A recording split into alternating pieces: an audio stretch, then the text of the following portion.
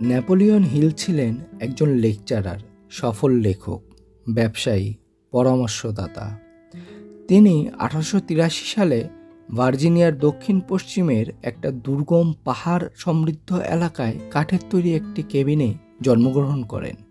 সেখানে সে সময় অপর্যাপ্ত পুষ্টির জন্য বহু ভার্জিনিয়াবাসী দীর্ঘস্থায়ী রোগ শোকে ভুগত। এক সাক্ষাৎকারে অ্যান্ড্রু কার্নেগি হিলকে বলেছিলেন যে একজন সফল মানুষের সাফল্যের দর্শনগুলো অন্য একজনকে সফল হতে সাহায্য করতে পারে। অ্যান্ড্রু কার্নেগি আর ডেল কার্নেগি দুইজন আলাদা ব্যক্তি। অ্যান্ড্রু কার্নেগি 1919 সালে ইউএস স্টিল মিলের $350 মিলিয়ন রেখে মারা যান। সফলতা অর্জনের 15টি চাবিকাঠি এই বইয়ে তুলে ধরা হয়েছে, যার প্রথম চাবিকাঠি হলো জীবনের লক্ষ্য নির্ধারণ করা। আমরা সকলেই জীবনে সফল হতে চাই। এর জন্য আমাদের প্রথম কাজ হবে আমরা আমাদের জীবনের লক্ষ্য নির্ধারণ করে ফেলব।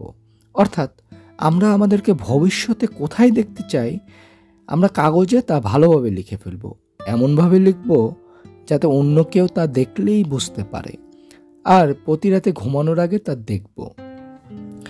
মনোবিজ্ঞানীরা বলে যে এভাবে চলতে থাকলে মানুষ তার অভীষ্ট লক্ষ্যে পৌঁছতে পারবে। আর নিজেকে বোঝাতে হবে যে এই লক্ষ্য পূরণে আমি নিজেকে সর্বোচ্চ পর্যায়ের দুর্যোগ মোকাবেলা করতে প্রস্তুত। এটা কখনো প্রশ্ন করা যাবে না যে এই নিয়ম ফলো করলে কাজে দিবে কিনা। কথাটা বলতে বলতে আমার একটা কথা মনে পড়ে গেল। কোয়ান্টাম মেথডে গুরুজি অটো সাজেশনে একটা কথা বলেন যে লক্ষ্য থেকে বিচ্যুতির প্রধান ধাপই সংশয়। আমার এই ভিডিও ডেসক্রিপশনে আমি অটো সাজেশনের ভিডিওর লিঙ্কটি দিয়ে দেব, আপনারা চাইলে ভিডিওটি শুনতে পারেন। এখানে যে 15টি নিয়মের কথা বলা হয়েছে তা আপনি আগামী 1 বছর অনুসরণ করুন। দেখবেন আগামী 1 বছর পর আর তা অনুসরণ করতে হচ্ছে না, কারণ সেগুলো স্বয়ংক্রিয়ভাবে আপনার হয়ে যাবে। আর তখন লোকেরা আপনার ব্যক্তিত্ব দেখে একেবারে হতবাক হয়ে যাবে এবং আপনি নিজেকে সকলের প্রিয় পাত্র হিসেবে খুঁজে পাবেন। মানুষ তাই যা সে মনে মনে নিজেকে কল্পনা করে। মানুষের অবচেতন মন মানুষের পছন্দনীয় বিষয়ের দিকে ধাবিত করে। মানুষ তার পছন্দনীয় বিষয়ে কাজ করতে এক ধরনের অনুপ্রেরণা পায়। ধরুন, আজকে আমি যা করব তার একটা প্ল্যান করলাম, তা পূর্ণ করার আশা রাখব। নির্দিষ্ট লক্ষ্যে পৌঁছার জন্য কাজ কম করাটাকে কোনোভাবেই মেনে নেওয়া যাবে না। বেকার টি ওয়াশিংটন একজন দাস হয়ে জন্মগ্রহণ করেন। দাসপ্রথা রহিত হওয়ার পর তিনি শিক্ষা অর্জনের জন্য প্রচণ্ড আকাঙ্ক্ষা অনুভব করলেন। ভার্জিনিয়ার হ্যাম্পটনে একটা স্কুলের খোঁজ পেলেন ওয়াশিংটন। সেখানে যাওয়ার বা থাকা খাওয়ার কোনো বন্দোবস্ত না থাকা সত্ত্বেও তিনি দক্ষিণ ভার্জিনিয়া ছেড়ে হ্যাম্পটনের দিকে হাঁটা শুরু করলেন। যাওয়ার পথে রিচমন্ডে কিছুদিন থামলেন। সেখানে শ্রমিক হিসাবে কাজ করলেন। মাটিতে ঘুমাতেন। মাথার কাছে মানুষের চলার থপ থপ শব্দ শুনতে পেতেন। সেই স্কুলে পৌঁছালে স্কুল পরিচালক তার জন্য ভিন্নধর্মী এক্সামের ব্যবস্থা করলেন। তাকে সেখানকার কয়েকটা রুম পরিষ্কার করতে বলা হলো। সে এটাকে ভালো কাজ মেনে নিয়ে 4 বার রুম পরিষ্কার করলো। তারপর আবার রুমের কর্নার 4 বার পরিষ্কার করলো। তারপর স্কুলের পরিচালক মহিলা রুম চেক করে কোনো রকম ময়লা না পেয়ে তাকে বললেন, আমার মনে হচ্ছে তুমি অবশ্যই এই স্কুলে প্রবেশ করবে। স্কুলে ভর্তি হবার আকাঙ্ক্ষা পূর্ণ না হওয়া পর্যন্ত সে থামেনি। জীবনে তিনি ইউএসএ এর বিভিন্ন প্রেসিডেন্টের অ্যাডভাইজার হিসেবেও দায়িত্ব পেয়েছিলেন। বুকার টি বলেছিলেন যে একজন মানুষের সাফল্য শুধু তার অর্জন দিয়ে মাপলে হবে না, বরং মাপতে হবে তিনি যেসব বাধা অতিক্রম করেছেন তা দিয়ে। তিনি 2টি কঠিন বাধার সম্মুখীন হয়েছিলেন।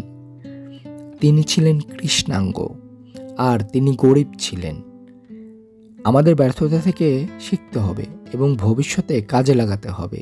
প্রতিটা ব্যর্থতাই অদৃশ্যভাবে আশীর্বাদ, যা আমাদের মানসিকভাবে শক্ত করছে এবং পরের পরীক্ষার জন্য তৈরি করে। এখানে ইচ্ছা আর আকাঙ্ক্ষা এই দুটার মধ্যে একটা পার্থক্য কথা বলা হয়েছে।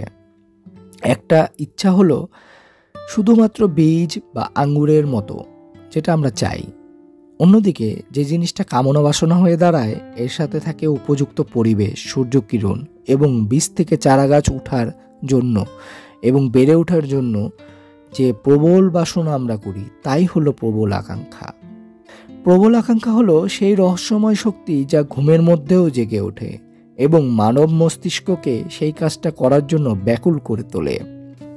আকাঙ্ক্ষা মানুষের চেষ্টাকে বুম করে ত্বরান্বিত করে এবং কর্মশক্তিকে কাজে পরিণত করতে জোর করে ঠেলে দেয়।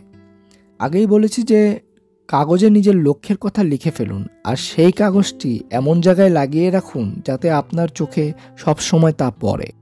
প্রিয় দর্শক, রোড টু সাকসেসের পুরো অডিও বুকের লিঙ্ক ডেসক্রিপশন বক্স ও কমেন্ট বক্সে দিয়ে দিয়েছি, আপনারা শুনতে চাইলে শুনতে পারেন।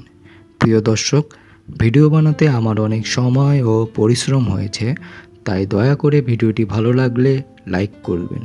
আর যদি মনে করেন যে এই ভিডিওটি দ্বারা কেউ উপকৃত হবে, তাহলে দয়া করে তাকে শেয়ার করতে পারেন। আর কোনো কিছু বলার থাকলে কমেন্ট বক্সের মাধ্যমে আমাকে জানাতে পারেন। পরবর্তীতে এমন আরও ভিডিওর জন্য সাবস্ক্রাইব করতে পারেন। ধন্যবাদ।